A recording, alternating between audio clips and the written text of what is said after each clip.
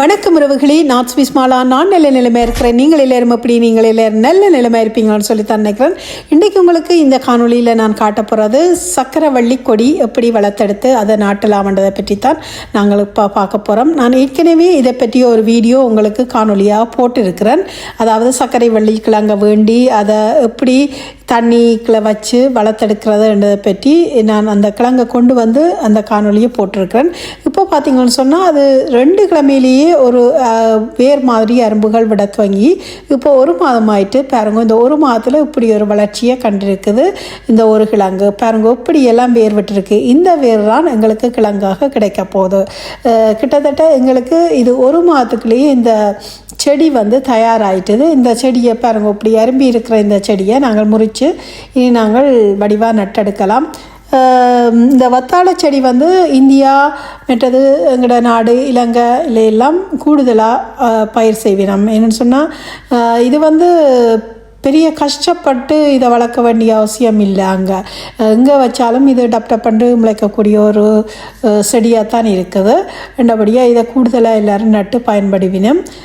அந்த வகையில் என்னுடைய தோட்டத்துக்கும் நான் வந்து சுவிஸில் இந்த செடியை இந்த முறையான ஒரு பயிராக இதை செய்யணுமென்று நினச்சி வளர்த்த நான் ஒரு கிழங்கு தான் வேண்டினான். அந்த ஒரு கிழங்கு எடுத்து வடிவாக தண்ணிக்குள்ளே வச்சு 2 கிழமையில் வேர் வர விட்டு இப்போ 1 மாதம் ஆயிட்டுது.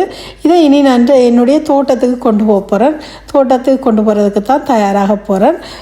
இந்த செடியை நீங்கள் இப்படி வளர்த்துட்டு வேரோட அப்படியும் வைக்கலாம். இது வளர்ந்தோன்னே நீங்கள் அதனுடைய கிளைகளை கிட்டத்தட்ட ஒரு 2 வேர்க்கணு அளவில் நீங்கள் வெட்டி போட்டும் வச்சா அதிலேருந்து வர வேரிலும் கிழங்குகள் வந்து பாயும். வேர் தான் கிழங்காக பாயும்.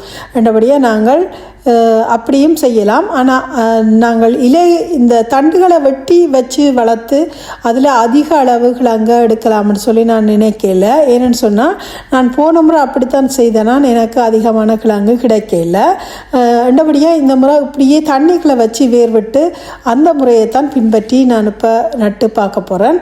எவ்வளோ கிழங்குகள் விழுகுது எப்படியெல்லாம் வருதுன்னு சொல்லி உங்களுக்கு நாளாந்தம் உங்களுக்கு நான் காணொலியாக தரப்போகிறேன். இப்போ வந்து இதில் உள்ள பாருங்கள் கிட்டத்தட்ட 4 கண்டுக்கு மேலே நல்ல உயரமாக வளர்ந்துருக்குது. அப்படியே அந்த உயரமாக வளர்ந்து அந்த செடியை மட்டும் நான் முறிச்செடுத்துட்டு மிச்சம் அந்த சின்னனாக இருக்கிறத திரும்பவும் நான் வைக்க போகிறேன். பாருங்கள் இவ்வளோ வேர் விட்டு இருக்குதுன்னு பார்க்கவே ஆசையாக இருக்குது. இது வளரைக்குள்ளே பார்க்க ஒரு வடிவாகவும் இருக்கும். நல்ல அழகாக இருக்கும் பார்க்க. இப்போ நாங்கள் இதை எப்படி நாங்கள் உடைச்சி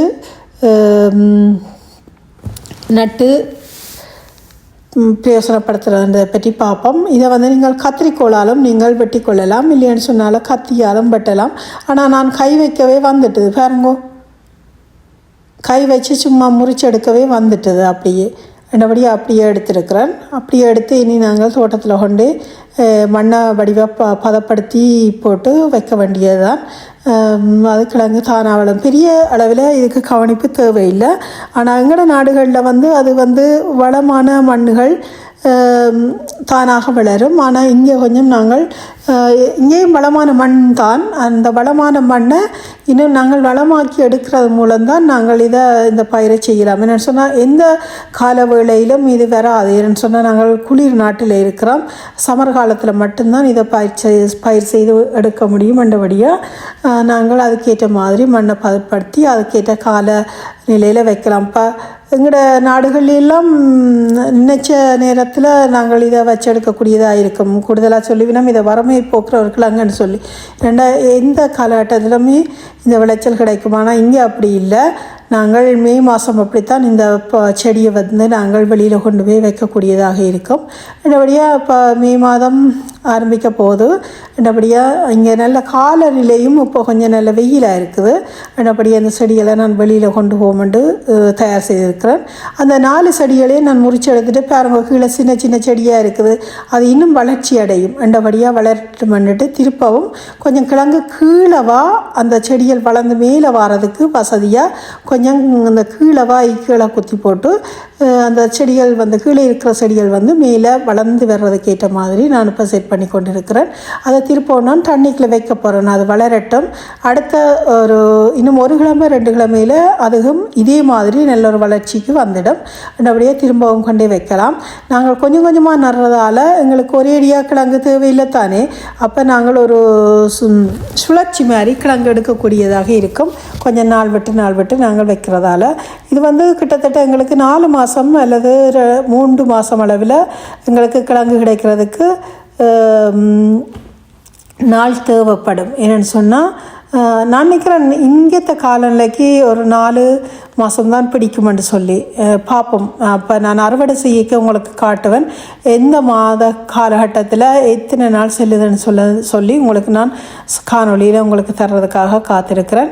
இப்போ நாங்கள் இதை எல்லாத்தையும் ஆயத்தப்படுத்தி தோட்டத்துக்கு போவோம். தோட்டத்தில் போய் மண்ணெல்லாம் பதப்படுத்தி வச்சுட்டு வந்து நான் இனி இதை கொண்டே நாட்டி விடுவோம். வாங்குவோம். நாங்கள் இப்போ தோட்டத்தில் கொண்டே இந்த வத்தாளங்கொடிகளை நாங்கள் நட்டுக்கொள்வோம். இதை வந்து சக்கரை கொல்லிக்கிழங்குன்னு சொல்லிவினோம். வத்தாளங்கிழங்குன்னு தான் நாங்கள் கூடுதலாக சொல்கிறது. டொச்சில் சீஸ் கட் ஆஃப்லன்னு சொல்லிவினோம். இனிப்பு உருளைக்கிழங்குன்னு தான் அர்த்தம் படம். அப்படியும் சொல்லிவினோம். பாருங்க, இப்போ தோட்டத்தில் நான் ஏற்கனவே உங்களுக்கு சொன்ன மாதிரி மண்ணெல்லாம் பதப்படுத்தி வச்சேன். நான் கம்போஸ்ட் மண்ணும் எடுத்து கீழே கொஞ்சம் சருகுகள் போட்டு அதுக்கு மேலே கம்போஸ்ட் வச்சு கொஞ்சம் உயரமாக இருக்க வேணுமென்றதுக்காக கொஞ்சம் இந்த என்னென்னு சொல்கிறது, மண் வந்து இறுக்கமான தன்மையாக இருக்கக்கூடாது, சுறுசுரண்டு இருக்க வேணும். அதாவது நல்ல இறுக்கத்தன்மை குறைஞ்ச ஒரு மண்ணாக இருக்கணும். மண்டபடியாக நான் கம்போஸ்ட் மண்ணும் கலந்து கிழங்குகள் விளையக்கூடிய கடையில் வேண்டிய மண்ணையும் கலந்து போட்டு நான் தயார்படுத்தி வடிவாக தண்ணியெல்லாம் ஊற்றி தயார்படுத்தி வச்சுருக்கிறேன். இப்போ அதுக்குள்ள தான் கொண்டு அழகாக நட்டு எடுத்துருக்கிறேன். இதை நட்டு போட்டும் நான் தண்ணி விட போகிறேன். பாருங்க, அங்கே அதுக்கு பக்கத்தில் கீரை எல்லாம் அங்கால போட்டுருக்கிறேன். இந்த முறை ஒரு ஒழுங்கில் அழகழகாகத்தான் நான் வடிவாக இந்த வீட்டு தோட்டத்தை செய்து கொண்டு வரேன். அது சம்பந்தமான ஒவ்வொரு பயிர் சம்பந்தமான விளக்கத்தையும் உங்களுக்கு தர்றதுக்கு நான் காத்திருக்கிறேன். ஒவ்வொரு பயிரையும் ஒவ்வொரு செடியையும் நாங்கள் செய்து கொண்டு போய்க்க புது அனுபவங்கள் புது முறையில் கையாண்டு செய்யக்கூடியதாக இருக்கும்.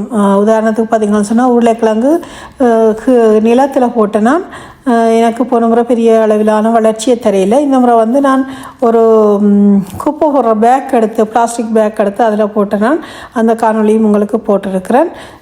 இப்போ வந்து நான் இது ரெஜிஃபோமில் தான் எடுத்திருக்கிறேன். ஏன்னா கூடுதலான மண் இதுக்குள்ள வச்சு கூடுதலான கிழங்குகளை எடுக்கலாம்ன்ற நோக்கத்துக்காக நான் இந்த முறையை பாவிச்சிருக்கிறேன். ஆனால் எங்கட நாடாக இருந்தால் அப்படி ரெஜிஃபோம் எல்லாம் தேவையில்லை. சும்மா நட்டு விடவே புதுசண்டு வரும். ஒவ்வொருவருடைய மண் வளங்களை பொறுத்து தான் ரெண்டபடியாக நான் இந்த மண்ணை பதப்படுத்தி அழகாக ரெஜிஃபோமுக்குள்ளே தான் வச்சிருக்கிறேன். மீதியான கண்டுகளையும் நான் நடுவேன். நடைகளையும் உங்களுக்கு காணொலியாக தருவேன். இப்போ நட்டு முடிஞ்சது நாங்கள் அழகாக தண்ணியை ஊற்றி செழிப்பாக்குவோம். இந்த வட்டாளங்கிழங்கில் வந்து நிறைய ரெசிபிகள் செய்யலாம், நிறைய சாப்பாடுகள் செய்யலாம். இப்போ பார்த்திங்கன்னு சொன்னால் இடியப்பங்கள் கூட தயார் செய்யணும். ஆனால் சீன நாட்டவர்கள் ஜப்பான் நாட்டவர்கள் எல்லாம் இந்த ஒரு வெள்ளை கலர் கண்ணாடி மாதிரி ஒரு நூடுல்ஸ் சாப்பிடுவோம் தானே, அதெல்லாம் இப்படியான கிழங்குகளில் தான் தயார் செய்யணும். அதை நான் பார்த்துருக்கிறேன். இப்போ அதிகமான காணொலியில் நான் பார்த்துருக்கிறேன். அவர்கள் அந்த கிழங்குகளையெல்லாம் சீவி தண்ணியெல்லாம் ஊற்றி அதை வடிச்செடுத்து பிறகு அதை காய வச்சு மாவா எடுத்து நூடுல்ஸாக வேறு ரெசிபிகள் எல்லாம் செய்து அதை பயன்படுத்துவினோம். மிகவுமே பயனுள்ள ஒரு கிழங்கு தான் இது. இரண்டாம் விதமான சாப்பாடை நாங்கள் இதில் செய்து கொள்ளலாம். இப்போ இடியப்பம் புட்டு இல்லை, இடியப்பம் கூட இந்த கிழங்கில் அவிக்கினோம். அந்தளவுக்கு புது சாப்பாடெல்லாம் கண்டுபிடிச்சி அழகாக செய்யணும்.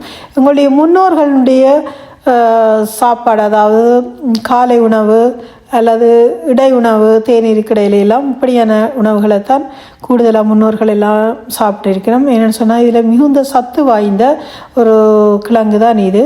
ரெண்டபடியாக நாங்களும் அதை செய்து பார்த்து பலன் பெறுவோம்னு சொன்ன ஒரு நோக்கத்தில் தான் நானும் இதை நட்டிருக்கிறேன். பார்த்திங்கன்னு சொன்னால் இப்போ நான் வடிவாக தண்ணியெல்லாம் விட்டுருக்கிறேன். உங்களுக்கு காட்டுவேன் நான் இது அறுவடை செய்யக்கில் எப்படி வந்திருக்குன்னு சொல்லி. எனக்கு நல்ல மாதிரி இந்த கிழங்குகள் கிடைச்சதாக இருந்தால் உங்களுக்கு அறுவடை செய்யக்க அதை நான் உங்களுக்கு காட்டுறேன். நல்ல மாதிரி வந்தாலும் காட்டுறேன், நல்ல மாதிரி வராட்டிலும் காட்டுறேன். ஆனால் நல்ல மாதிரி வரணும்னு தான் நினைக்கிறேன். பக்கத்தில் கீரை போட்டேன் நான், கீரை கொட்டைகள். அதுக்கு கொஞ்சம் தண்ணியே பாய்ச்சுவோம். அடுத்தது பார்த்திங்கன்னு சொன்னால் நிறைய உருளைக்கிழங்கு எனக்கு வந்துட்டுது. நிறைய உருளைக்கிழங்கு வந்ததால் மிச்ச பேக்குகள் தயார் செய்ய முடியல. ரெஜிஃபோமுகளும் எனக்கு கணக்காகத்தான் வந்திருக்கு. என்னென்னா நான் நாற்று போட்டு எடுத்த கத்தரிக்காய் மிளகாய்களை விட கடைகளிலும் நான் வேண்டியிருக்கிறேன். கடைகளில் வேண்டினது இங்கத்தை இனம். நான் நாற்று போட்டு வச்சிருக்கிறதெல்லாம் ஸ்ரீலங்கா இனம். அண்டபடியாக அந்த ஸ்ரீலங்கா இனங்கள் எல்லாம் வளர்ந்து வர்றதுக்கு காலையில் எடுக்கும். என்னபடியாக நான் ரெஜிஃபோம் எல்லாம் பாவித்து இங்கத்தை நம்ம வெண்ண கத்தரிக்காய் மிளகாய் செடிகள் எல்லாத்தையும் நான் பயிர் செய்திருக்கிறேன். அதையும் உங்களுக்கு காட்டுறதுக்கு நான் தயாராக இருக்கிறேன். இன்றைக்கு நான் அந்த செடியில் வேண்டியிருக்கிறேன். உங்களுக்கு அதை அடுத்த காணொலியில் நான் தாரதுக்கு தயாராக இருக்கிறேன். பாருங்க, இது அந்த நான் சொல்லுவேன் குப்பை பேக்கில் போட்டேன் நான் சொல்லி உருளைக்கிழங்கு பாருங்க இப்படி செழிப்பாக வளர்ந்துருக்குதுன்னு சொல்லி நல்லா அழகாக வந்திருக்கு. அந்த கீழையும் நான் வட்டமாக வெட்டி போட்டு அதுக்குள்ளேயும் கிழங்குகளை நட்டு விட்டேன்னா அதுவும் நல்ல அழகாக கண்டா வந்து கொண்டிருக்குது. வச்சு ஒரு கொஞ்ச நாள் தான் பாருங்க இவ்வளோ செழிப்பாக அழகாக வந்திருக்குதுன்னு சொல்லி அங்கே நடுறதுக்கு இடம் இல்லாமல் 2-3 கிழங்கு மேலேயும் வச்சு விட்டேன்னா அதை எடுத்து இந்த வத்தாளம் கிழங்கு ரெஜிஃபோமுக்கில் தாட்டு வச்சுருக்கிறேன். வேறு பேக் நான் தயார் செய்ய மட்டும் அதுக்குள்ளே இருக்கட்டும், இல்லைன்னு சொன்னால் அப்படியே வளரட்டும். முடிந்த அளவு நீங்களும் இப்படியான முறையை பின்பற்றி இந்த வத்தாளங்கொடியை நீங்கள் பயிர் செய்யலாம். பெரிய வேலையண்டு இல்லை, கிழங்க வேண்டி தண்ணிக்குள்ளே வைக்க வேண்டியதான். வேர் வந்தோடனே உடைச்சி மண்டு கொண்டே நிலத்தை பண்படுத்தி போட்டு மண்ணை பண்படுத்தி போட்டு கொண்டே நட்டு விட வேண்டியதான். கவனிப்பு பெருசாக தேவையில்லை, தண்டை வாட்டிலே வளரும். அறுவடை செய்யக்கு உங்களுக்கு நான் காட்டுறேன்.